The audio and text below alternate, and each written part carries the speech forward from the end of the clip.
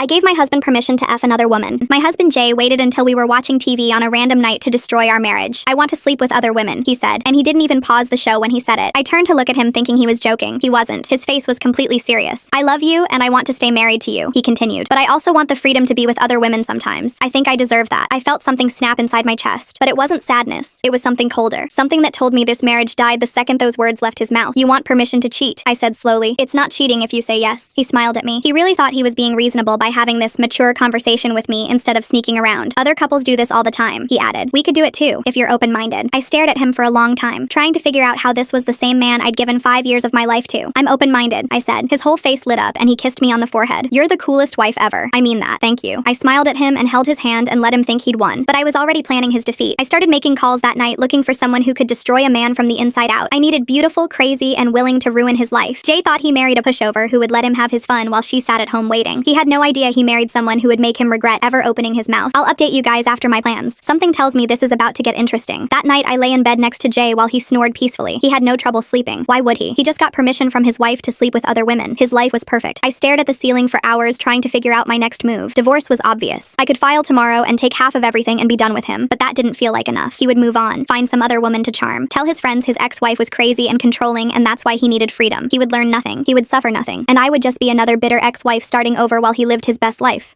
No. I needed him to lose more than a marriage. I needed him to lose his sanity, his peace, his sense of safety. I needed him to experience what it felt like to be trapped with someone who made his life miserable. And then I realized something. Jay wanted other women. So I would give him one. The wrong one.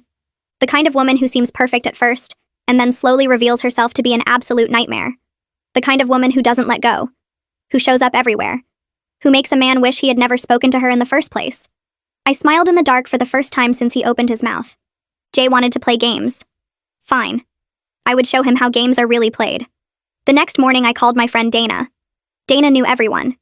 She was the kind of person who collected people and always had someone for whatever you needed. A good contractor. A cheap lawyer. A girl who could get you into any club in the city. I told her I needed someone specific. What kind of specific? She asked. Beautiful, I said. The kind of beautiful that makes men stupid. And a little bit crazy. The kind of crazy that doesn't show up right away, but once it does, you can't escape it. Dana was quiet for a second. What exactly are you planning? My husband wants to sleep with other women. I'm going to find him one he'll never forget. She laughed. Oh, I have some ideas. Let me make some calls. 2 days later, Dana sent me a list of 5 names. Women she knew who fit the profile. Women who had been burned by men before and would love the chance to return the favor. I set up interviews at a coffee shop across town where nobody would recognize me. I told each of them to show up at different times. I wasn't sure what I was looking for exactly, but I figured I would know it when I saw it. The first woman was pretty, but too nervous. She kept apologizing for things that didn't need apologies. She would crack under pressure. The second woman was angry. Too angry. She started ranting about her ex before I even finished explaining what I needed. She would blow the whole thing up before Jay even got hooked. The third woman was too nice. She said she wasn't sure she could actually hurt someone even if they deserved it. I thanked her for her time and crossed her off the list. The fourth woman didn't show up at all. I was starting to think this plan was stupid, that I should just file for divorce and move on with my life. And then the fifth woman walked in. She was wearing a simple black dress and heels that clicked on the floor with every step. Every man in that coffee shop turned to look at her. She didn't notice them. Or maybe she did and just didn't care. She sat down across from me and smiled. You must be Viola, she said. I'm Natalie. I knew within 30 seconds that I had found exactly what I was looking for. Natalie was beautiful in a way that felt dangerous. The kind of beautiful that made you want to look away, but you couldn't. She had long dark hair and green eyes and a smile that could mean anything. But it wasn't just her looks. It was the way she talked. Calm. Controlled. Every word of hers was chosen carefully. Dana told me you have a husband problem, she said. Something like that. Tell me everything. So I did. I told her about Jay and his request. About how he thanked me for being cool.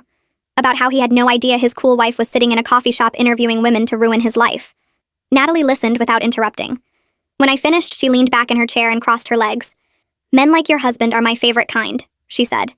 They think they're so smart, so charming. They think they can have everything they want without consequences. She tilted her head slightly. I love showing them how wrong they are. I felt a chill run down my spine. The good kind. What happened to you? I asked. Who said anything happened to me? You don't hate men like this without a reason. Natalie smiled, but it didn't reach her eyes. Let's just say I had a Jay once. He taught me a lot about how men operate, and I've been returning the favor ever since. I believed her. This wasn't a woman who was pretending to be tough. This was a woman who had been through something and came out the other side sharper, colder, ready. I explained the plan. Seduce him at a bar. Make him think he hit the jackpot. Be fun and easy and perfect at first. Let him get comfortable. Let him brag to his wife about his amazing new situation. And then flip the switch. Go crazy. Show up everywhere. Text constantly. Threaten. Cry. Make his life so miserable he can't eat or sleep or think about anything except how to escape. How crazy do you want me to go? Natalie asked. I want him to regret ever meeting you. I want him to wish he had never asked me for permission in the first place. I want him to lose everything. Natalie nodded slowly. I can do that. There's one more thing, I said. When this is all over, I want to be there for the finale. I want him to know I did this. I want to see his face when he realizes his cool wife destroyed his entire life. Natalie smiled again. This time it reached her eyes. I like you, Viola. This is going to be fun. I pulled out my phone and showed her a photo of Jay. She studied it for a moment. He's cute, she said, in a boring kind of way. Men like this always think they're more interesting than they are. I gave her the address of the bar I knew he'd be at on Friday night around 9. He goes there with his friends every week. Friday it is. She walked out of that coffee shop and every man watched her leave. None of them knew they were looking at a weapon. But Jay was about to find out. I had my weapon loaded and ready. Natalie was gorgeous, manipulative, and couldn't wait to destroy a cheater. Jay was about to walk into that bar Friday thinking he was just some lucky guy about to have fun. He had no idea the woman waiting for him was handpicked by his wife. Friday came faster than I expected. I spent the whole day pretending everything was normal. I made dinner, watched TV with Jay, and laughed at his stupid jokes. And then around 8, he stood up and stretched and said he was going out with the guys. Have fun, I said. He kissed me on the cheek and walked out the door. He had no idea what was waiting for him.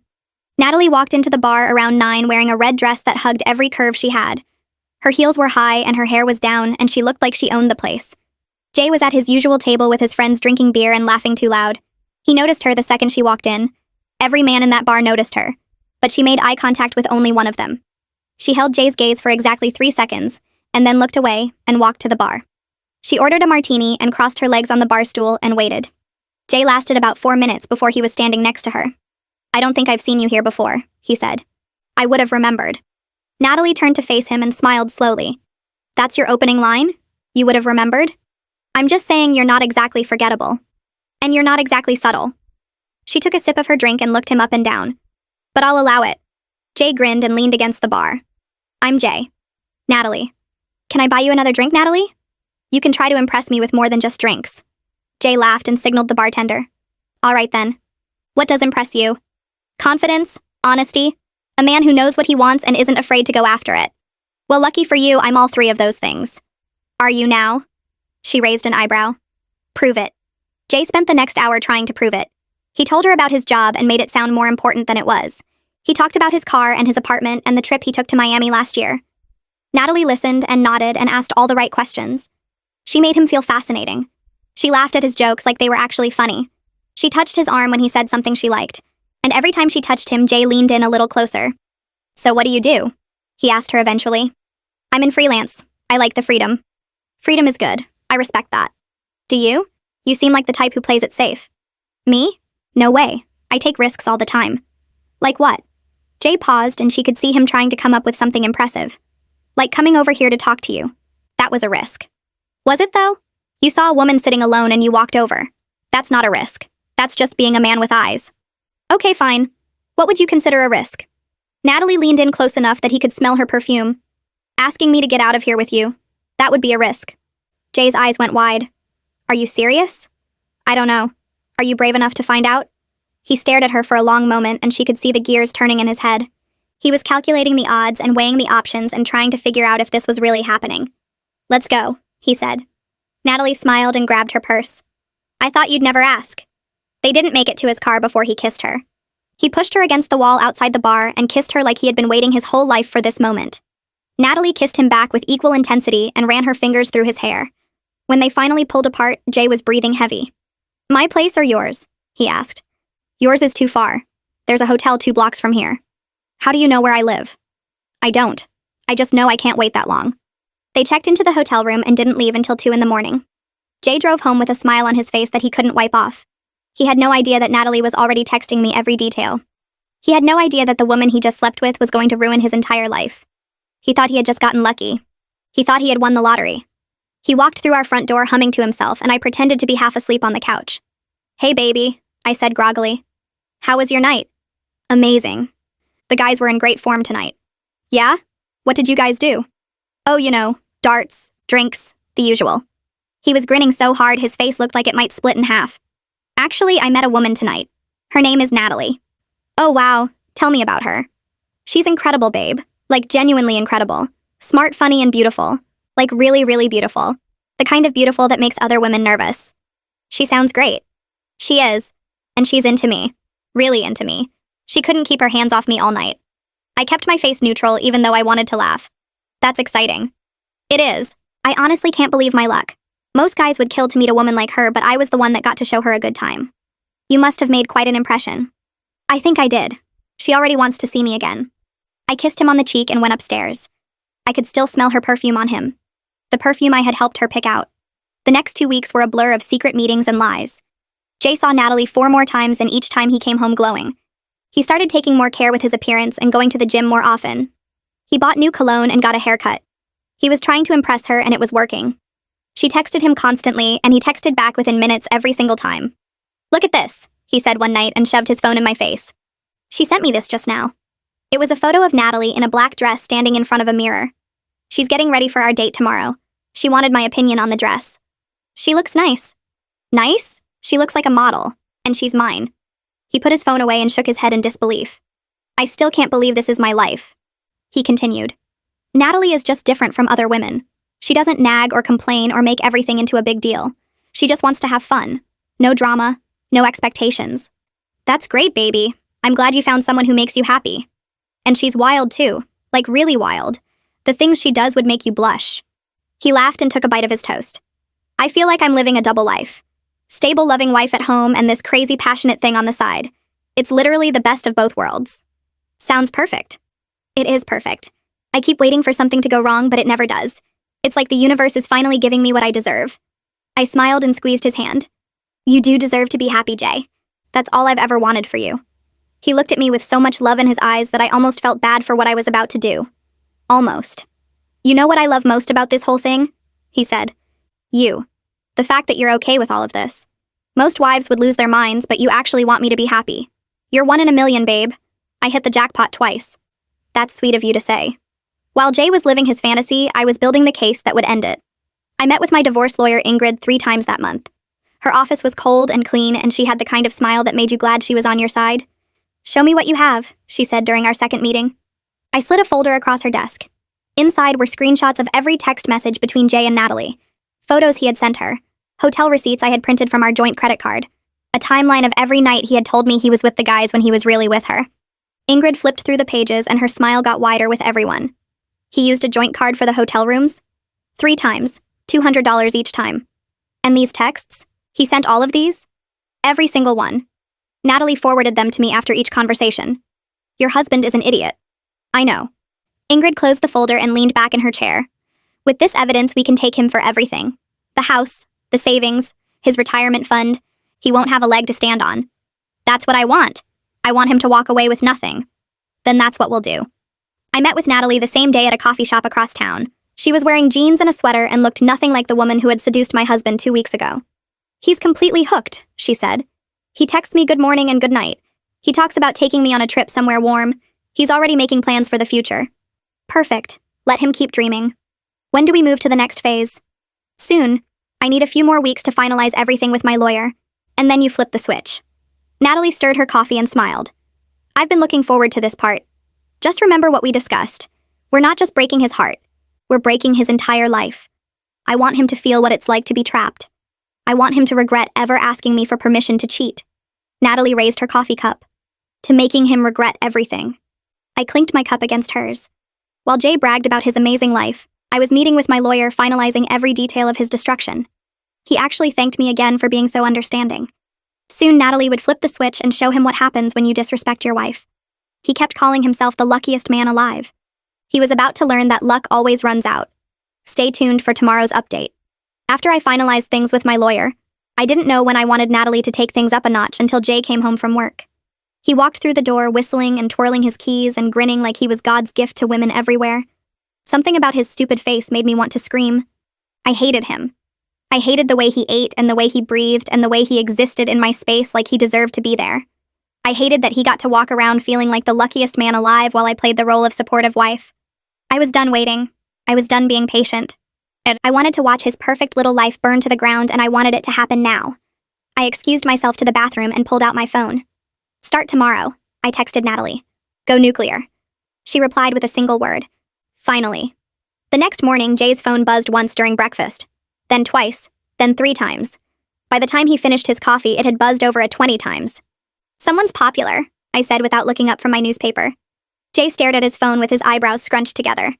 "It's Natalie. She's asking why I didn't text her good morning yet. Did you forget? I literally woke up 20 minutes ago." His phone buzzed again, and again, and again. "She seems upset," I said. "I don't understand. She's never been like this before." He started typing a response and his phone buzzed 6 more times before he could finish. I watched him read each message and watched his face change from confused to concerned to something close to scared. "What's she saying?" I asked. "She wants to know where I am. She wants to know who I'm with. She's asking if I still love her." He looked up at me. "We've been seeing each other for 3 weeks. I never said I loved her. Maybe she caught feelings. This is insane. She sent me over 100 texts before I even finished my eggs." His phone started ringing. Natalie's name flashed on the screen. Jay stared at it like it might bite him. "Aren't you going to answer?" I asked. He let it ring. It stopped. Then it started again immediately. And again. And again. Jay finally answered on the 5th call. "Hello?" I could hear Natalie's voice through the phone even from across the table. She was crying. "Why didn't you answer? Why aren't you texting me back? Are you with someone else? Do you not want me anymore?" "Natalie, calm down. I just woke up. I was having breakfast." "With who? Who are you having breakfast with? Is she there? Is your wife there?" "Yes, my wife is here. I live with her. We talked about this." "I can't do this, Jay. I can't share you. I thought I could, but I can't. I need you. I need all of you." Jay stood up and walked into the other room. I could still hear him trying to calm her down. His voice was soft and patient at first, then frustrated, then desperate. He came back 20 minutes later looking like he had aged 5 years. "Everything okay?" I asked sweetly. "Fine. Everything's fine." It was not fine. Over the next 3 days, Natalie sent Jay over 400 text messages. She called him during meetings. She called him during dinner. She called him at 2 in the morning crying about how she couldn't sleep without hearing his voice. Jay started keeping his phone on silent. Then he started leaving it in his car. Then he started flinching every time it made any sound at all. "Maybe you should talk to her," I suggested one night. "Set some boundaries." "I've tried. She doesn't listen. She just cries and says she can't live without me." "That sounds intense." "It's a nightmare. I don't know what happened. She was so cool and laid back, and now she's like a completely different person." I reached over and rubbed his shoulder. "I'm sorry, baby. That must be really stressful." "It is. I think I need to end it." "Are you sure? You seemed so happy with her." "That was before she lost her mind." He put his head in his hands. "How do I even do this? How do I break up with someone who threatens to hurt herself every time I try to leave? Just be honest with her. Tell her it's not working out. You make it sound so simple." "It is simple. You just have to do it." Jay nodded slowly. "You're right. I'll do it tomorrow. I'll meet her somewhere public and end it clean." He had no idea there was no clean ending to this story. Jay met Natalie at a coffee shop the next afternoon. He chose somewhere public because he thought that would keep things calm. He was wrong. Jay sat down across from her and took a deep breath. "We need to talk," he said. Natalie smiled. "I know. I've been thinking about us too. I think we should take things to the next level. I want to meet your friends, your family. I want everyone to know about us. That's actually what I wanted to talk about. I think we should slow down." "Slow down? Or maybe stop, completely." Natalie's smile disappeared. "What are you saying?" "I'm saying this isn't working for me anymore. You're a great person, but the texting and the calls and the intensity, it's too much. I need some space." "Space." She repeated the word like she didn't understand it. "You want space from me." "I think it's for the best." Natalie was quiet for a long moment. Then she started laughing. Not a happy laugh. A broken laugh. The kind of laugh that makes everyone in a coffee shop turn and stare. "You think you can just throw me away?" she said. "After everything we shared? After everything you promised me? I never promised you anything. You told me I was special. You told me you'd never met anyone like me. You told me you were falling for me. I was caught up in the moment. I didn't mean... You didn't mean it? Her voice was getting louder. You didn't mean it? Natalie, please keep your voice down. Don't tell me to keep my voice down. Don't you dare tell me to keep my voice down. She stood up so fast her chair fell over. You used me. You made me fall in love with you and now you want to throw me away like garbage. That's not what I'm doing. Then what are you doing, Jay? Explain it to me. Make me understand why the man who couldn't keep his hands off me 2 weeks ago suddenly wants space. Jay looked around the coffee shop. Everyone was watching. His face was bright red. Can we please talk about this somewhere private? No. We can talk about it right here. Right now. In front of everyone. She grabbed his arm. You don't get to do this to me. You don't get to make me love you and then disappear. I won't let you. Natalie, let go of me. No. Let go of me right now. Or what? She was screaming now. Full volume. Tears streaming down her face. What are you going to do, Jay? Hit me? Call the cops? Go ahead. Tell them your side of the story. Tell them how you seduced me and used me and threw me away when you got bored. Jay yanked his arm free and practically ran out of the coffee shop. Natalie stood there watching him go with mascara running down her cheeks. Then she turned to the crowd that had gathered and smiled through her tears. Don't worry, everyone. He'll come back. They always come back. He did not come back, but Natalie came to him. She showed up at his office the next day. Jay was in a meeting with his boss and 3 coworkers when the receptionist knocked on the conference room door. There's a woman here to see you, she said to Jay. She says it's urgent. Jay's face went pale. Tell her I'm busy. I tried. She won't leave. She's making a scene in the lobby. Jay excused himself and walked to the front of the building. Natalie was standing by the reception desk holding a bouquet of flowers and a teddy bear. Surprise, baby, she said when she saw him.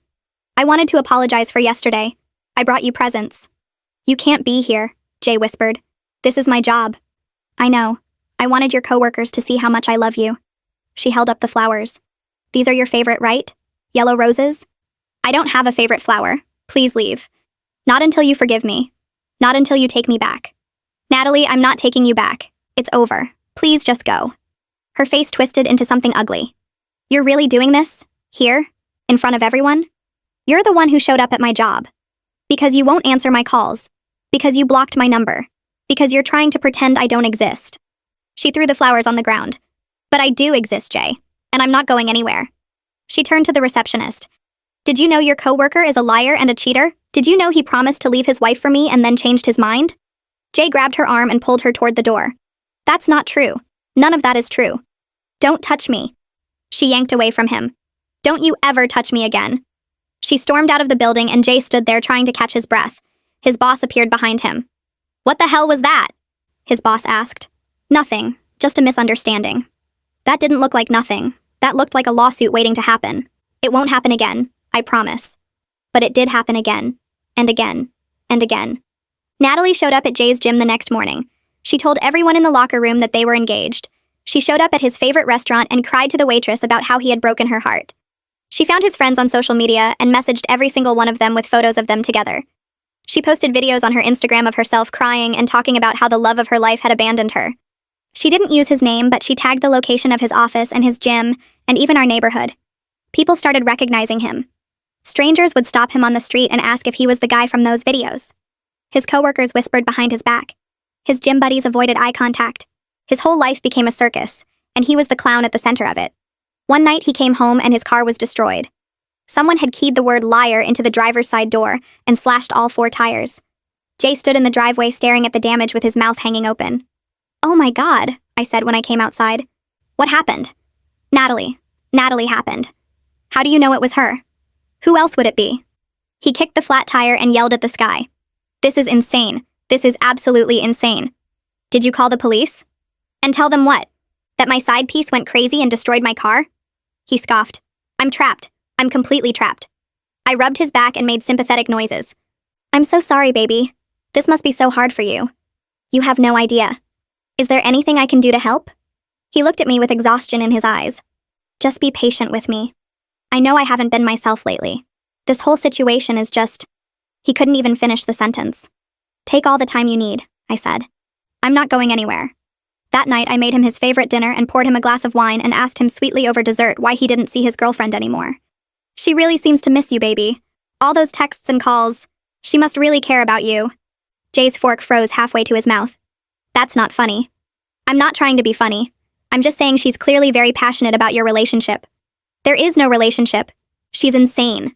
She's ruining my life. But you liked her so much before. What changed? He stared at me like he was trying to figure out if I was being serious.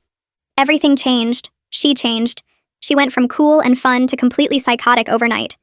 That must be so confusing for you. It is. It really is. I reached across the table and held his hand. Well, I'm here for you. Whatever you need. We'll get through this together.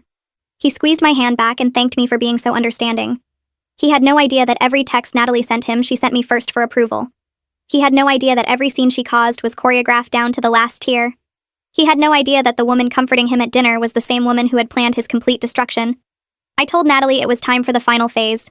We were going to humiliate Jay in front of everyone he loved. He was begging me for help, not knowing I built this nightmare around him with my own hands. His parents' dinner party would be the last time he ever felt like a respected man in that family. Jay wanted freedom from our boring marriage so badly.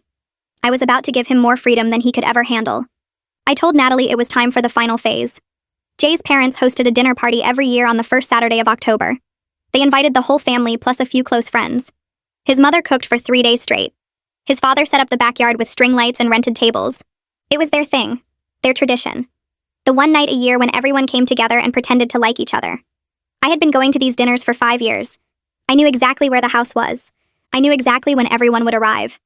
I knew exactly how to make sure Natalie had all the information she needed. 3 days before the party, I met Natalie at our usual coffee shop. I slid a piece of paper across the table with the address written on it. Saturday night, I said. Everyone will be there by 7. His parents, his brother, his aunts and uncles and cousins.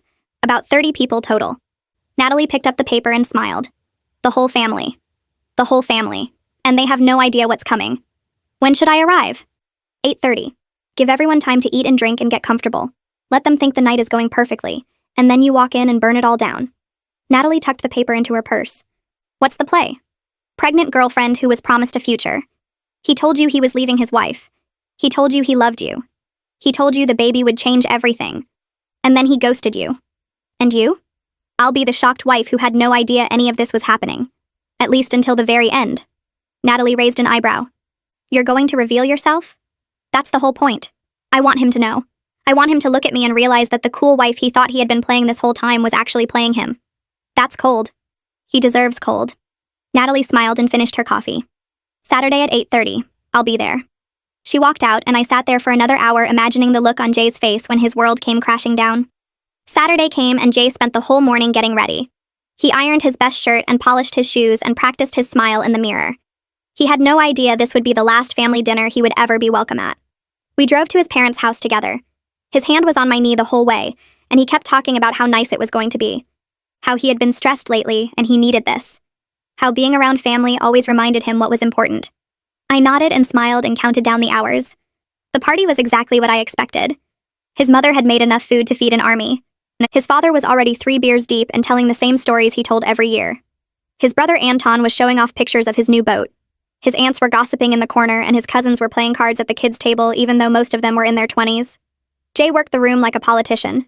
He shook hands and kissed cheeks and laughed at jokes that weren't funny. He was charming and likable, and everyone adored him. I stood by the punch bowl and watched him perform. I wondered how many of these people would still adore him in 2 hours. By 8 o'clock, everyone had eaten, and the energy in the room was warm and relaxed. Jay's mother was bringing out dessert. His father was setting up the projector for his annual slideshow of family photos. Jay was sitting on the couch between his brother and his uncle telling some story about a client at work. He looked happy. Genuinely happy. Like he had forgotten all about Natalie and the chaos of the past few weeks. Like he thought the storm had passed and he was safe now. I checked my phone. 8:27. 3 more minutes. I excused myself to use the bathroom and locked myself in. I stared at my reflection in the mirror and took a deep breath. This was it. 5 years of marriage. 5 years of giving everything I had to a man who asked me for permission to cheat. 5 years that ended with him thanking me for being cool while he planned to use me as a safety net. I heard the doorbell ring at exactly 8:30. Natalie was nothing if not punctual. I came out of the bathroom just in time to see Jay's mother open the front door. Natalie stood on the porch in a tight black dress that showed off a small but visible baby bump. She had a pillow stuffed under there. We had practiced it together. She looked stunning and devastated and absolutely unhinged all at the same time. Can I help you? Jay's mother asked. Hi, Mrs. Wallace. I'm Natalie. I'm here to see Jay. The room went quiet. Every head turned toward the door. Jay's face went white. Natalie, he said. His voice cracked on her name. What are you doing here? I needed to see you, baby. You haven't been returning my calls. She pushed past his mother and walked into the living room. Her eyes scanned the crowd and landed on me. Oh, your wife is here. Hi, Viola. I've heard so much about you. I played my part perfectly. Who is this Jay? Nobody. She's nobody. Natalie, you need to leave right now. Nobody? Natalie's voice broke. I'm nobody? After everything we shared? After everything you promised me? Jay's father stood up from his chair. Son, what is going on here? Dad, it's nothing. She's just some crazy woman who's been stalking me. I'm calling the police. Stalking you? Natalie laughed bitterly. Is that what you're calling it now? Because that's not what you called it when you were sneaking out of your house to meet me at hotels. That's not what you called it when you told me you loved me. When you told me you were going to leave your wife for me. Jay's mother put her hand over her heart. Jay, is this true? No, absolutely not. She's lying. She's insane. I have proof, Natalie said. She pulled out her phone and held it up. I have every text message, every photo, every voicemail you left me at 2 a.m. telling me how much you missed me. She started reading out loud. I can't stop thinking about you. My wife has no idea. You're the best thing that ever happened to me. I wish I had met you first. Jay lunged for the phone, but his brother grabbed him and held him back. Let her talk, Anton said. His voice was cold. I want to hear this. Anton, please. She's making this up. Then why do you look like you're about to pass out? Natalie continued reading. I'm going to leave her soon. I just need time. We'll be together. I promise. You and me and our baby. Jay's aunt gasped. Baby? What baby? Natalie put her hand on her stomach. The fake bump pressed against her dress. I'm pregnant, she said. 9 weeks. Jay is the father. He told me he was going to leave his wife and raise this baby with me. But then he stopped returning my calls. He blocked my number. He pretended like I didn't exist.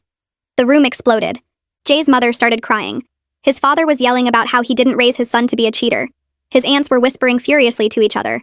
His cousins had abandoned their card game and were filming everything on their phones. This isn't happening, Jay kept saying. This isn't happening. She's lying. She's crazy. Someone please believe me. I believe you, his uncle said. Like I believed your brother when he said the same thing about his first wife. Like I believed your father when he said the same thing about the secretary. You Wallace men are all the same. You can't keep your pants zipped and then you blame the women for being crazy. Uncle Dario, this is different. It's not different. It's never different. Natalie was still standing in the middle of the room with tears streaming down her face. I gave you everything, she said to Jay. I believed every word you said. And you threw me away like garbage. You threw our baby away like garbage. There is no baby, Jay shouted. You're not pregnant. This is all fake. You're doing this to ruin my life.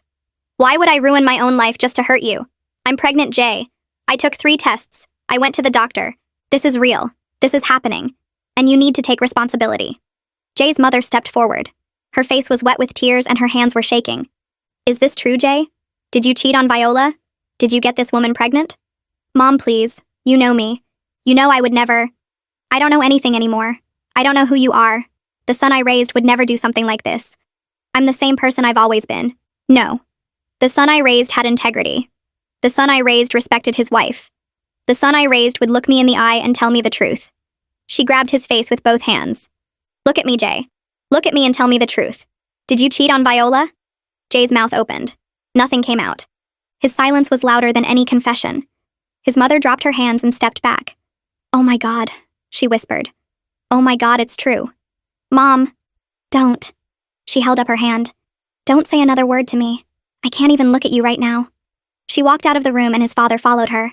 I could hear her sobbing in the kitchen. Jay stood there with his whole family staring at him like he was a stranger. His brother wouldn't look at him. His aunts were shaking their heads in disgust. His cousins were still filming. And Natalie was standing in the middle of it all with her hand on her fake baby bump and tears running down her face. I trusted you, she said quietly. I trusted you and you destroyed me. Natalie, please, just stop. Please, just stop.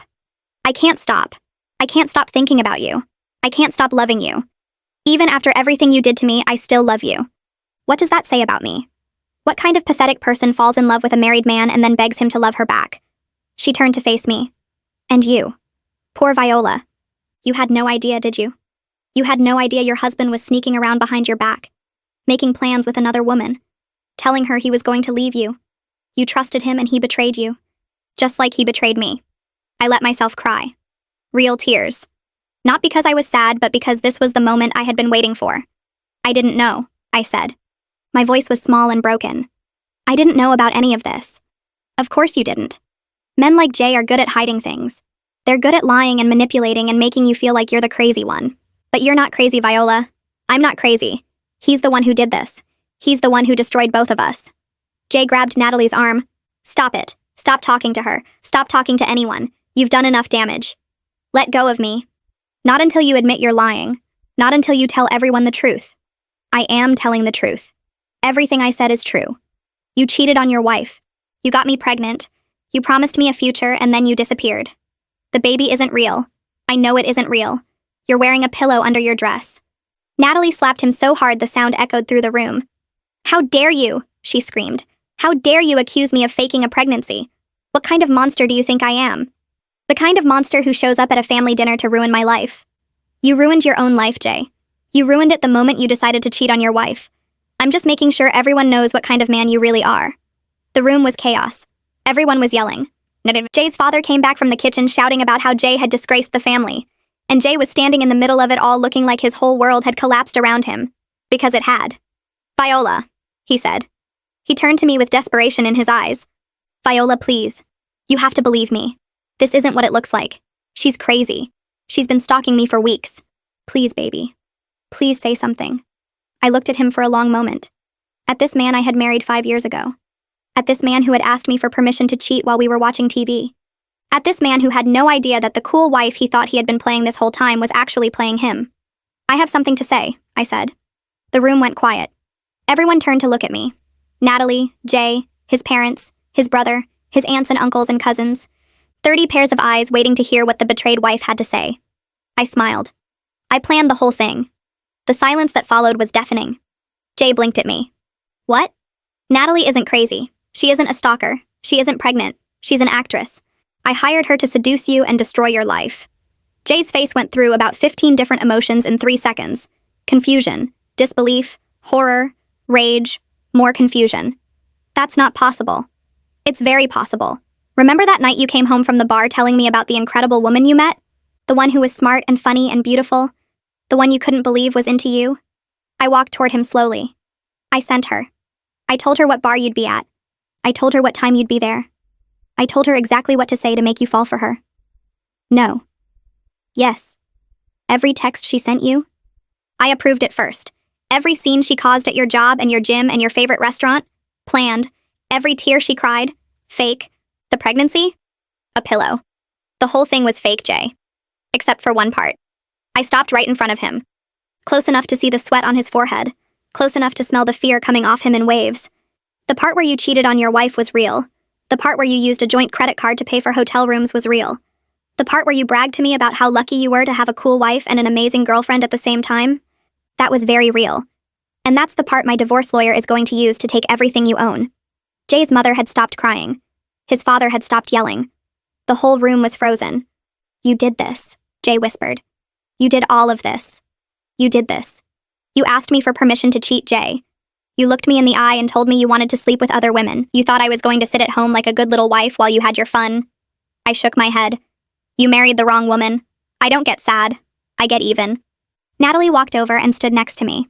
She dropped the broken girlfriend act and smiled at Jay with complete satisfaction. It was nice meeting you, Jay. You were even easier to fool than we thought you'd be. She walked out the front door without looking back. Jay stood there with his mouth hanging open and his family staring at him. Nobody moved. Nobody spoke. His mother finally broke the silence. Viola, she said. Her voice was strange, not angry, almost impressed. Did you really do all of that? Every single bit of it. Why? Because he deserved it. And because I wanted him to know what it feels like to be played by someone you trust. If they expected me to feel sad or apologize, they were crazy. I picked up my purse from the couch and walked toward the door. I stopped and turned back one last time.